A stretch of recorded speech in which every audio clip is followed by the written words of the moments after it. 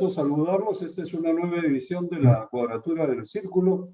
Esta vez contamos como invitado con el economista Elmer Cuba, director del Banco Central de Reserva, que ha tenido continuas intervenciones a lo largo del tiempo sobre la marcha de la economía, y ahora quisiéramos conversar un poco sobre cómo anda el empleo en el país y cómo vamos a salir de esta situación si es que algún día lo hacemos.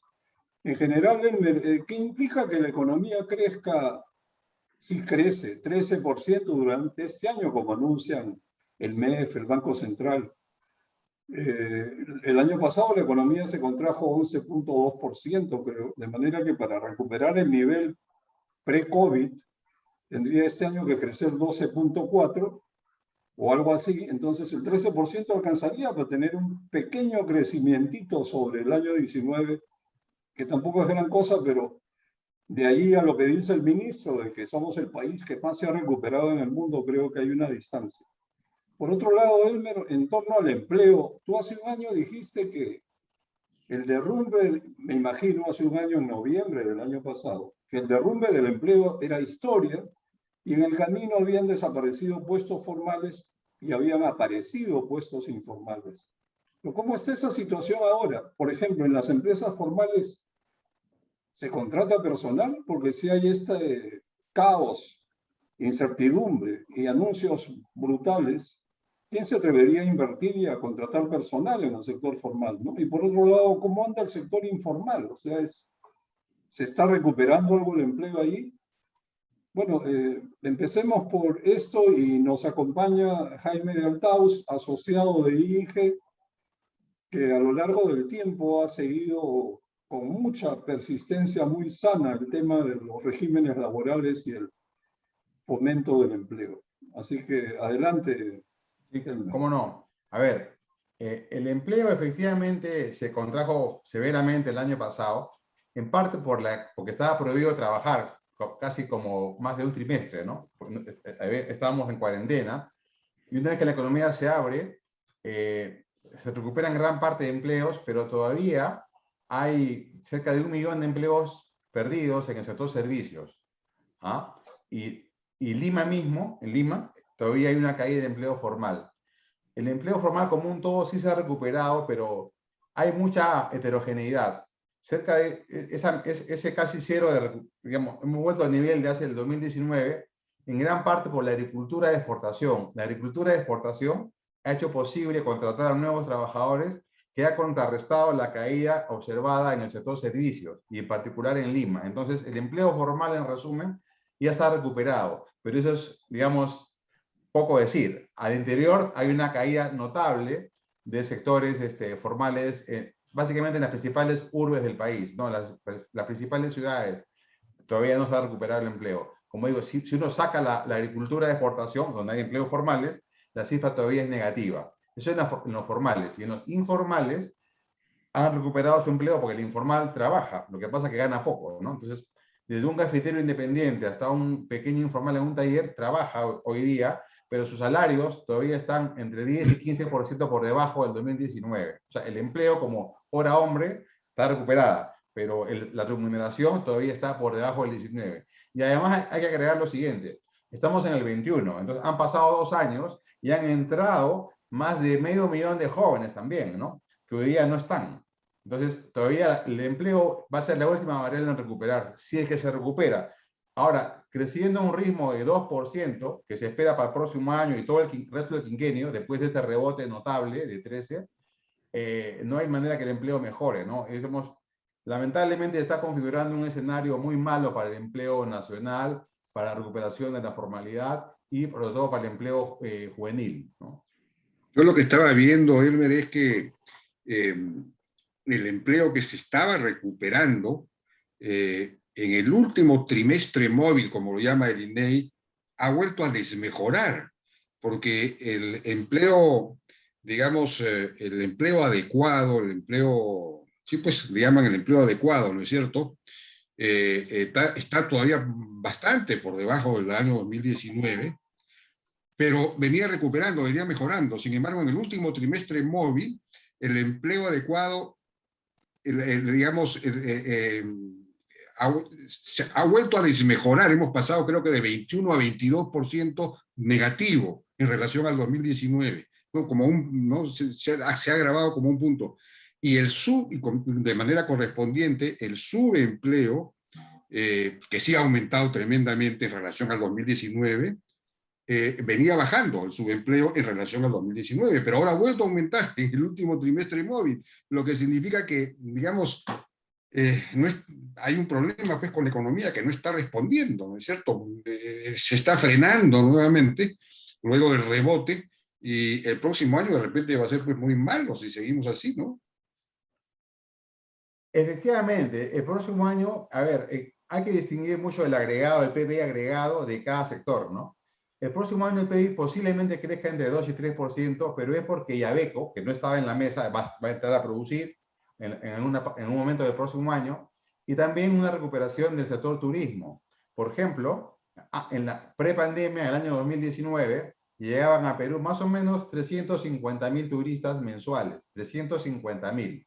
Este año están entrando 70.000, ¿no? El último dato es un quinto. Entonces, ese quinto del próximo año suponte que suba de 70 a 140, que todavía está muy por debajo del 350, pero ya crece 100%, ¿no? Entonces, Claro. en términos aritméticos, tenemos un rebote del PBI por recuperación del sector turismo, en general restaurantes, alojamiento, más que Yabeco. Si sacas eso de la mesa, estás hablando de una cosa más cercana al 1,5, ¿no?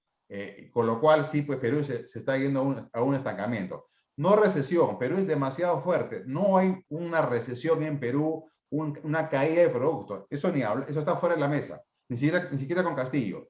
Estamos hablando de una economía que crece 2% y es un desperdicio, pues, porque con estos precios del cobre y con este mundo que nos rodea, ¿no? Podríamos estar creciendo 6% sin ningún problema. Claro, sí, pues efectivamente. Pero resulta que la economía podría estar creciendo, pero no crece, ¿no? La cantidad de anuncios que generan tremenda desconfianza. Acaban de anunciar un cierre de minas. Todo eso acumula momento negativo, ¿no?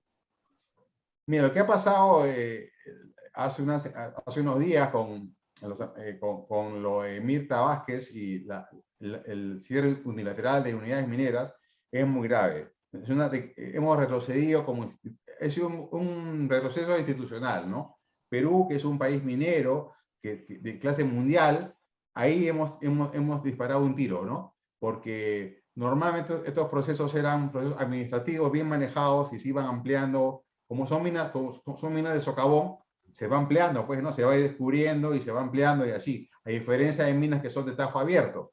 Eso que es una realidad en Perú, básicamente en la economía del centro de Perú, que así operan las mineras en Perú por décadas, se ha malentendido y se ha atacado severamente la credibilidad, ¿no?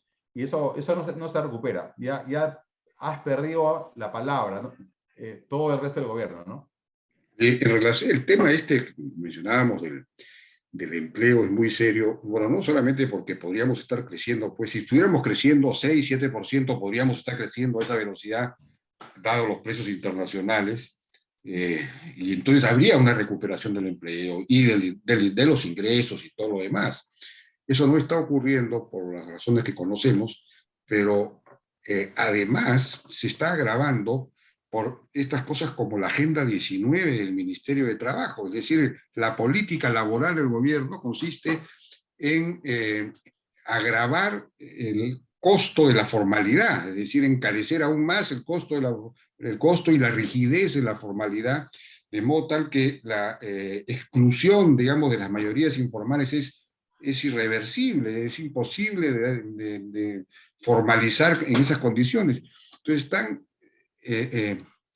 claro, se ha convocado recientemente al Consejo Nacional de Trabajo, pero ya sabemos que eso es un ritual pues que no funciona. A veces es para rendir culto pues a la supuesta concertación, pero apenas se sientan y empiezan a tocar temas de fondo, la CGTP se levanta y se va, ¿no? Porque no quiere entrar a ver los temas de fondo, es decir, las reformas que hay que introducir a la legislación laboral, que es demasiado rígida, demasiado excluyente, ¿no? Entonces, por un lado tenemos el problema de en fin, de la incertidumbre generada por el asunto de la Asamblea Constituyente y todo lo demás. Y ahora lo de las minas, como mencionábamos. Y por otro lado, estas políticas sectoriales que no hacen sino agravar los problemas estructurales del país, ¿no? En el tema laboral, en el tema educativo, se está dando marcha atrás en la meritocracia, en el tema de los trabajadores estatales también, en los maestros también, en fin, es una cosa increíble. ¿Cómo ves eso? Sí, a ver, la verdad es que es una lástima que lo que está pasando en nuestro país, ¿no? Porque el voto que ha puesto al profesor Castillo en el poder es un voto que legítimamente quería mejoras, ¿no? Legítimamente los votantes quieren mejorar sus oportunidades en la vida, ¿no? Que el Estado te dé mejor educación, salud, que pueda haber movilidad social, premio al esfuerzo, meritocracia en el mundo privado, y eso, y estabilidad macroeconómica, y eso pasa por, digamos, ya conocemos eso, ¿no? Esos caminos para que la economía crezca 6-7% al año sin ningún problema, porque hay muchos nichos que están subexplotados en Perú y la inversión está lista para actuar ahí si hubiese menos riesgo, ¿no? Estaríamos pues encaminándonos a una situación con mejor empleo y sin duda a que afinar también en el camino las legislaciones tanto de la pequeña, digamos, el núcleo gordiano acá es la legislación de la pequeña empresa, porque la informalidad ahí es del 90%. No es en la gran empresa. La Claro. informalidad de la gran empresa y la mediana es de 20%, es francesa, es japonesa, ¿no? Ahí solamente es un tema de SUNAFIL. Cuando uno habla de informalidad laboral, tiene que pensar inmediatamente en la pequeña empresa, y ahí hay una mala legislación, ¿no?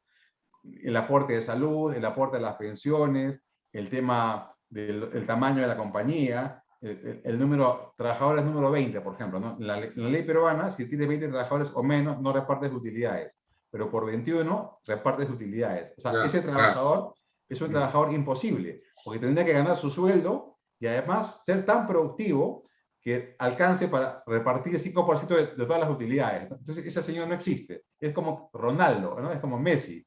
Entonces, las empresas se plantan en seco antes de 20, ¿no? Entonces, Claro. el diseño está pensado para una microempresa que además también la informalidad es el paso natural para una pequeña empresa, ¿no? Se ahorra aportes de salud y aportes a pensiones. Entonces, ambos se van a medias con el trabajador, ¿no? Es una ilegalidad. Lamentablemente eso no está pasando pues con el gobierno, ¿no? Es un gobierno que está retrocediendo en las reformas y está quitando el derecho al trabajo, ¿verdad? Todo al revés, ¿no es cierto? En lugar de darle derecho al trabajo a estos jóvenes, a este mundo informal, les está con estas medidas que pretende poner el Ministerio de Trabajo, ¿no es cierto? Es separar más de la formalidad al grueso de peruanos. O sea, es increíblemente reaccionario, en verdad, ¿no? Está creando una casta laboral y estás prohibiendo, alejando el derecho natural, laboral, perdón, el derecho al trabajo que está en la Constitución, lo estás alejando, estás haciendo todo al revés y mal, ¿no? Así. Y todo por beneficiar pues a esa aristocracia laboral, ¿no? De la CGTP y todo lo demás. Que además no Y son tus votantes, que no son tus votantes son los otros, son ¿no? los Tus otros, votantes son los exactamente. informales. Son los informales, efectivamente, ¿no? Y, bueno, pero el ministro de Economía ha planteado ha pedido estas facultades legislativas en materia tributaria, y hay ahí una propuesta que sí podría ser interesante y que tiene algo que ver con lo que ustedes propusieron una vez desde Macroconsult con Claudia Cooper, ¿no? Esta idea de simplificar los regímenes tributarios. No sé hasta dónde alcanza, no sé si eso es simplemente pasar a un solo régimen tributario, gradual y creciente, digamos, y progresivo, o es simplemente, en fin, supongo que es eso, no sé exactamente, quizás tú tengas más información, pero veo que no están haciendo lo mismo con la otra parte de la propuesta que ustedes hicieron, ¿no? Es decir, simplificar los regímenes laborales también. No sé qué sabes del tema. Sí, sé que, digamos, el gobierno quiere avanzar en la parte puramente tributaria, ¿no? Que está en manos del MEF, que es un régimen de impuesto a la renta único, progresivo en función de la renta misma, ¿no? Parecido al que tiene para recursos naturales, ¿no? De cuarta y quinta. Es decir, Ya. una empresa, suponte que una pequeña empresa gana pues 10.000 soles, ¿no? De utilidad mensual, ¿no? Una pequeña, 10.000 soles. El dueño gana la utilidad de 10.000 Ya. soles. Si fuese natural, le puedes quitar, o sea, si fuese empresa le quitas 29% de eso, se queda con 7.000, ¿no? Es Ya, demasiado. Es el equivalente a un sueldo, ¿no? En cambio, si claro, fuese formal laboral, pagaría menos. Entonces, hay un mal diseño ahí, ¿no? Tiene que ser proporcional a que fuese cuarta o quinta. Y a partir ya, de ciertos niveles ya pagas 30, pues como si fuese empresa o persona, ¿no? Entonces, con eso rompes ese dique que hace que seas informal en lo empresarial, ¿no? Es mucho cobrarle 30% a una empresa que gana 1.000 soles o 2.000 soles, claro, ¿no? Es una locura. Entonces, eso debe ser claro. proporcional a lo otro. Y así como las personas, las personas a partir de 30.000 soles al mes ya pagan 30% de renta, ¿no? Igual para las compañías. Esa idea nos parece muy potente para permitir ampliar la puerta para la formalidad. Esa es la parte de empresa, ¿no? Pero en la parte laboral también es lo mismo. Un trabajador informal, digamos, que gana 920 soles, ¿no? Se lleva al bolsillo 920 soles. Pero si lo contrata formal y le paga 930, ya tiene que poner aparte 10% para de salud, ¿no? Que es un costo para la empresa. Y aparte al trabajador, quitarle 10% para su AFP. Entonces ya comienza a haber problemas para ambos, ¿no? Y empresas pequeñas de 10 trabajadores y trabajadores que son poco productivos no entran al sistema. Entonces, si eso también lo pones gradual, no solamente el impuesto que sea gradual, sino tu aporte de salud gradual y tu aporte a las pensiones gradual, en función a tu sueldo, que esto es del cuero, ¿no es cierto? Te salen todas las correas, también amplías la avenida para la formalización. Y a partir de cierto nivel de ingresos, le hace 2.500, ya pagas pues full tu AFP y full salud. Así como el gobierno te cobra impuestos también a partir de ese sueldo, ¿no? El gobierno peruano, el Estado peruano no te cobra impuestos a la renta de las personas si ganas poco. Eres formal, pero no te cobra nada. Recién a partir de 7 UITs te comienza a cobrar 8%, ¿no? Entonces, eso son, para cada cosa hemos cambiado los umbrales. Entonces, generas pues arbitraje, ¿no? Si todo fuese mucho más sencillo, casi por default, tú vas subiendo, te van subiendo tu sueldo y aumenta tu pensión. No lo sientes, no te quitan nada, tú no sientes que te quitan nada. Cuando te suben de sueldo de 2.000 a 3.000 soles, nadie te quita porque tú estás ganando y parte se va a tu FP, a tu pensión ¿no? Y a tu impuesto. Elmer, esta propuesta ustedes me parece que la consultaron con Javier Neves, ¿no? El abogado, digamos, Sí, el cuando está, ícono de los laboralistas sindicalistas, digamos, ¿no? ¿Y cuál era su opinión? mira, reaccionó muy bien, con mucha empatía, ¿no? Con mucha empatía. Ah, qué bien, o sea que eso Pero ya tenía, ha fallecido, me parece. sí, pues ha fallecido lamentablemente, porque hubiera podido influir, digamos, en las dirigencias Sí, sindicales, de ¿no? hecho esa propuesta maduró mucho, tanto así que tanto el Ejecutivo como el Legislativo de esa época estaban dispuestos a ir hacia adelante, ¿no? Después ya se cerró el Congreso y bueno, y cambiaron entramos en un trompo político, ¿no?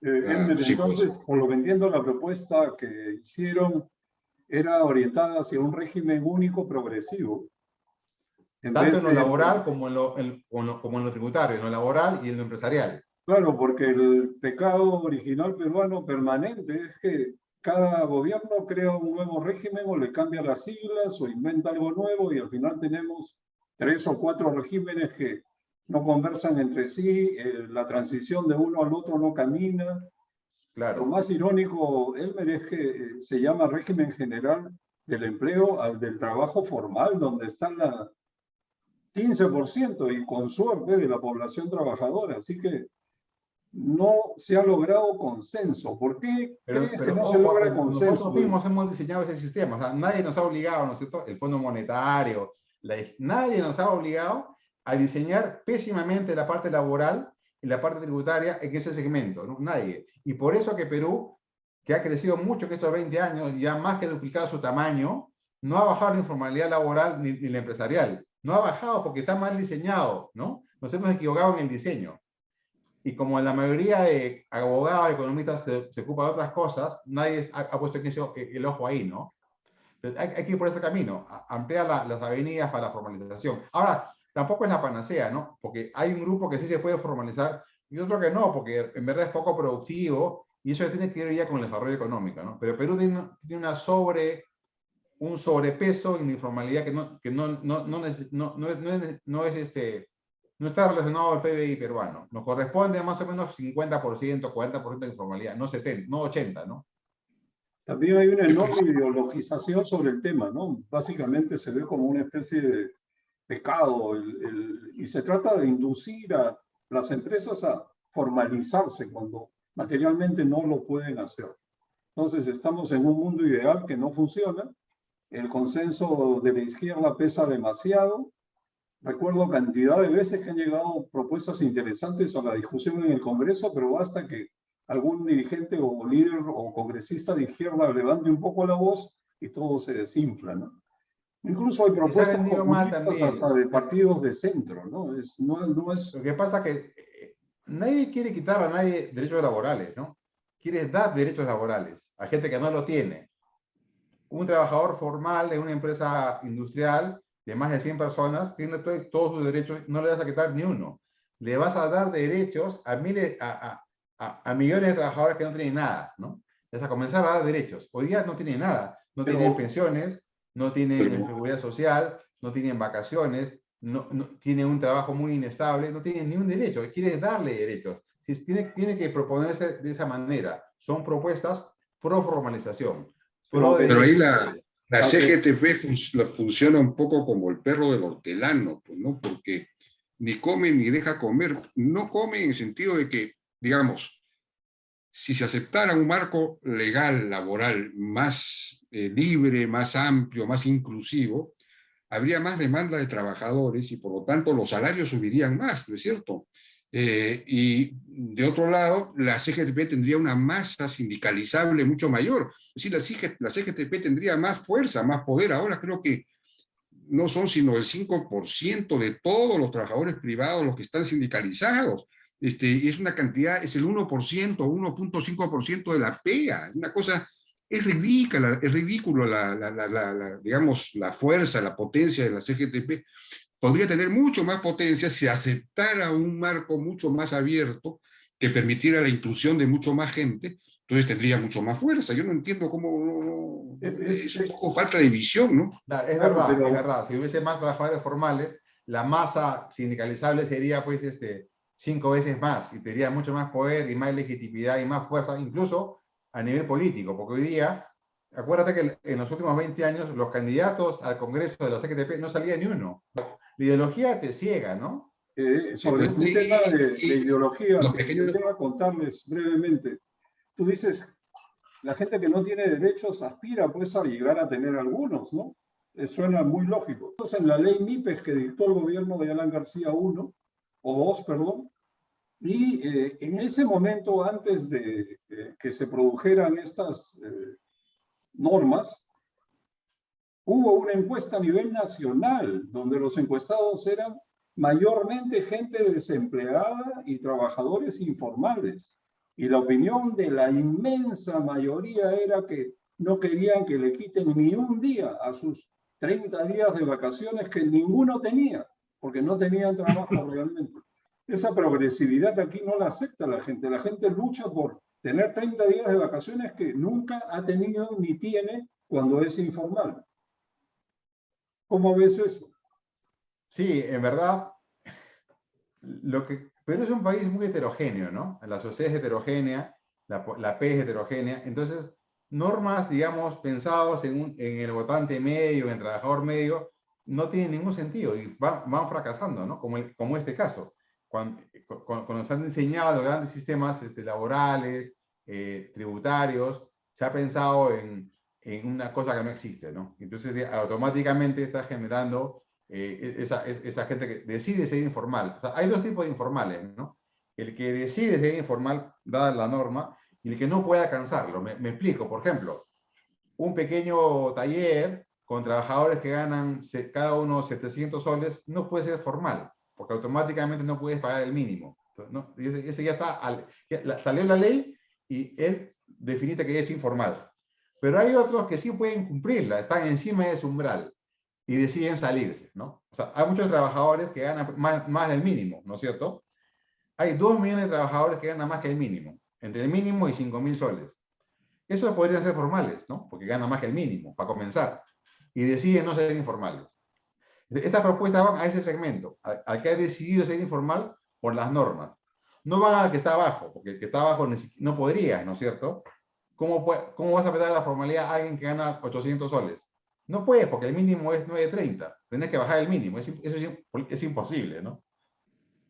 Tienes que Bueno, esperar sí, que pues, ese señor comience a ganar más en el tiempo, nomás. ese es el tema también del salario mínimo, ¿no? Que es otra discusión, porque si el salario mínimo es muy alto en comparación al salario promedio de la población o al salario promedio de los informales, nunca vas a poder formalizar tampoco, ¿no? Ese es un Ese ha problema. sido otro de los problemas de la, cuesta decirlo, pero la informalidad tampoco ha cedido porque el mínimo se ha pegado a la media siempre. Entonces, cada vez que Perú crecía la media de los ingresos y el mínimo se subía. Entonces, no permitía que la gente fluya a la formalidad, ¿no? Ha sido Claro, pernicioso subir tan rápido el mínimo, ¿y que qué siempre ha claro. piensas, estado en qué la piensas, mediana, ¿no? Elmer, de esta política de bonos, como por ejemplo los 210 soles que han ordenado a las empresas que paguen? Mire, ese es un experimento keynesiano, así, en estado basal, ¿no? Keynes decía, cuando hay una recesión, cuando la gente está, digamos, de pronto deja de gastar, Keynes decía que debías pagarle para que haga una zanja y tape en la zanja, ¿no? O sea, decir que no haga nada, pero darle plata para que reactive. Eso está exactamente eso, en estado basal puro es este bono Yanapay. No es por COVID, es simplemente te doy plata para que la gastes tú porque yo no puedo gastar. El gobierno, ¿no? Se declara incapaz de hacer multiplicar ese dinero y prefiere dárselo a la gente. Es un experimento que funciona en el corto plazo, reactiva. Y en parte eso, también estamos rebotando por eso, en parte. Pero tiene pies muy cortos, porque no sube el PIB potencial, ¿no? O sea, reactiva alrededor de una tendencia baja. Entonces no Pero tiene mucho, yo me refiero, es muy, muy corto alcance. yo no me refiero al bono Yanapay, sino a los 210 soles de incremento en el sueldo que han ordenado. Ah, eso no es un incremento, eso es un bono también por 3 meses. El bono, exactamente, un bono Sí, de es 210. un bono, iba a ser de 3 meses, iba a ser de un año, pero vieron que era mucha plata, lo bajaron a 3 meses y solamente para trabajadores formales que ganan entre el mínimo y 2.000 soles. Pero como era 70 soles por mes por 3 meses, decidieron darlo ahorita, ¿no? Ya de una vez para Navidad, Claro, 210. Oye, Elmer, pero si no hubiera incertidumbre, si el gobierno dijera, bueno, ya no va más la Asamblea Constituyente y se rompe definitivamente con Cerrón y compañía y evidentemente no se incide en estas cosas como el cierre de minas y todo, es decir, se reenrumba hacia un poco hacia el centro, un poco hacia un centro izquierda, digamos, el gobierno. Entonces no sería necesario repartir ningún bono ni nada parecido porque la economía se reactivaría, los ingresos subirían, habría mucho más empleo y entonces es absurdo, ¿no es cierto? No, de acuerdo. O sea, lo que estoy diciendo es que esa medida puramente keynesiana se aplica en contextos muy especiales en los países avanzados, ¿no? Pero cuando claro, quieres volver rápidamente al potencial. Acá no, Claro, porque tu potencial está plano, ¿no? Mejor es lo otro, que sube potencial, claro, con la medida que sube tú dices, potencia. ¿no? Entonces estamos tomando una medicina que no te va a aliviar, ¿no? Es nada, se Claro. agota, digamos, en el verano, esto como es, reactivador, ¿no? esto es dinero de helicóptero al más puro estilo. Además, se traduce en endeudamiento. Eso a la larga va a afectar la economía en su conjunto, ¿no? En vez de generar empleo con señales para que la inversión se active y permitir que el sector privado recupere la confianza, lo que se hace es repartir dádivas, seguramente para generar clientelismo, ¿no? ¿Cómo ves Sí, esto? pero es ingenuo eso, porque la gente necesitada recibe el dinero, lo gasta y nada más, no genera una lealtad política, ¿no? Ni siquiera eso es un beneficio para el gobierno en plazos más largos, ¿no? Bueno, ha sido muy interesante conversar con ustedes. Muchas gracias, Elmer, por tus comentarios y gracias, Jaime, y será hasta una Gracias. próxima oportunidad en la Cuadratura del Círculo. Gracias.